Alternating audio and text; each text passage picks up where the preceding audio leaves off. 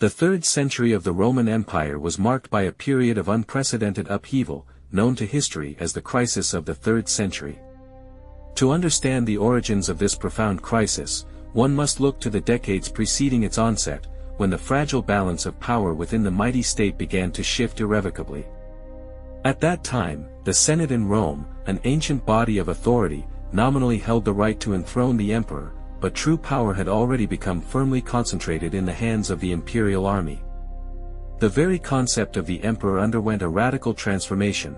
He ceased to be a princeps, the first among equals, a revered statesman. From then on, the path to the throne lay through military camps, and the emperor became a successful general whose ascent to power was cemented by generous promises of donatives, monetary payments, to the soldiers who proclaimed him their ruler. It was during this era that Septimius Severus took unprecedented steps to appease the army, effectively buying their loyalty by significantly increasing their pay. As part of this large-scale initiative, a soldier's annual remuneration was raised from 300 to 500 denarii. To finance such enormous expenses, Severus resorted to currency debasement, reducing the precious metal content in coins. While this initial debasement did not cause immediate economic upheaval, it unfortunately set a dangerous precedent for subsequent rulers, foreshadowing future financial woes. Moreover, by appeasing the military, Severus unintentionally weakened the traditional position of the emperor, taking the first, fatal steps toward making this high office entirely dependent on the army's fickle loyalty. Although the emperor had always relied to some extent on the support of the armed forces, now the emperor's courtship of the army became far more pronounced and overt, while the once unquestionable significance of the Senate significantly diminished, foreshadowing its imminent obsolescence. The irony was that the Severan dynasty itself fell because its last emperor, Alexander Severus, proved unable to satisfy the army's ever-increasing demands. His inability to appease the soldiers led to his demise.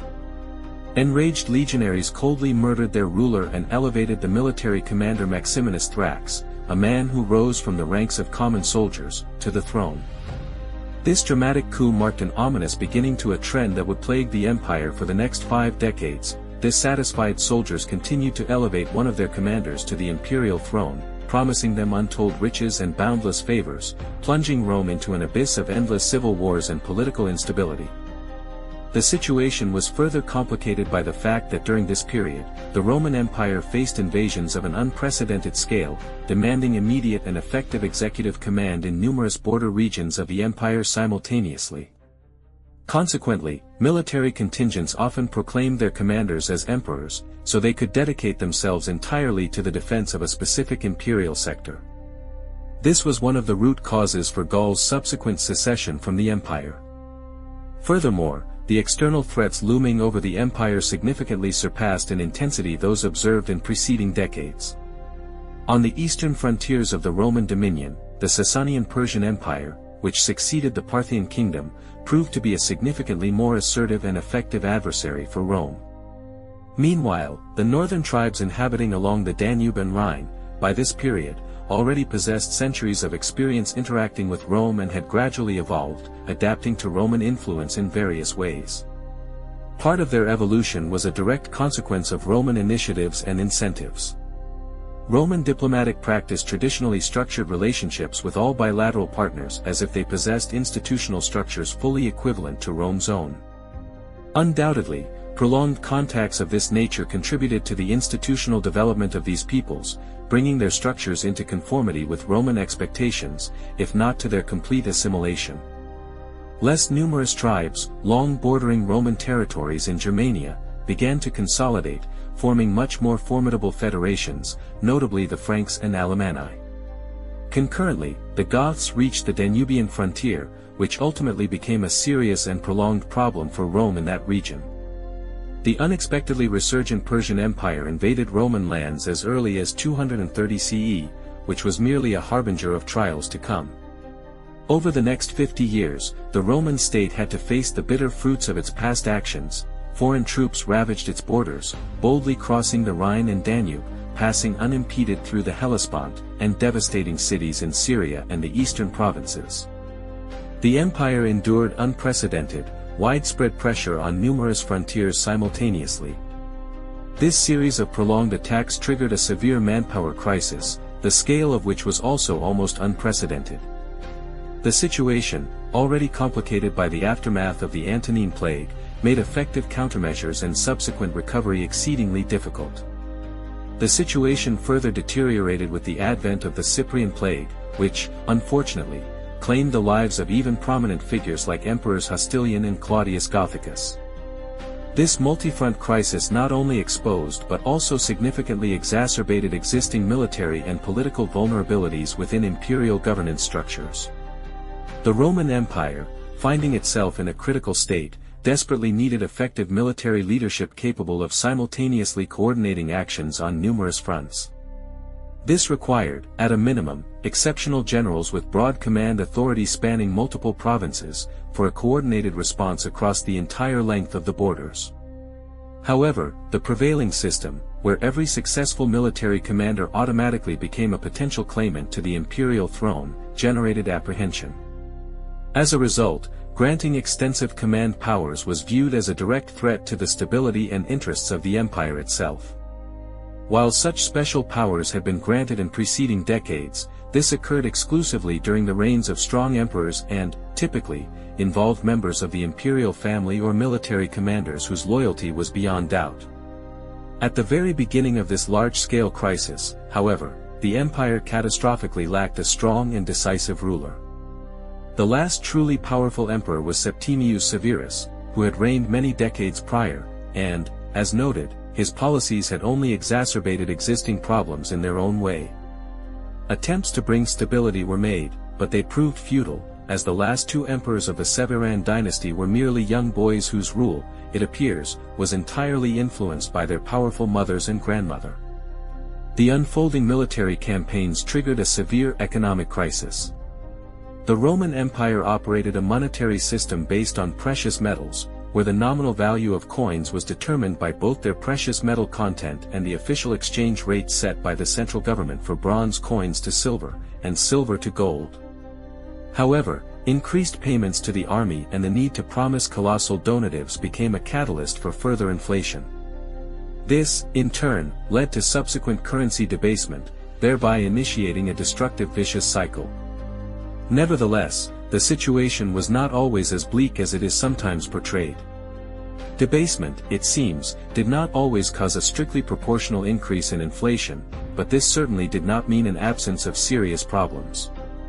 This debasement clearly indicated the central government's acute need for financial resources, which it could not satisfy through conventional taxation methods.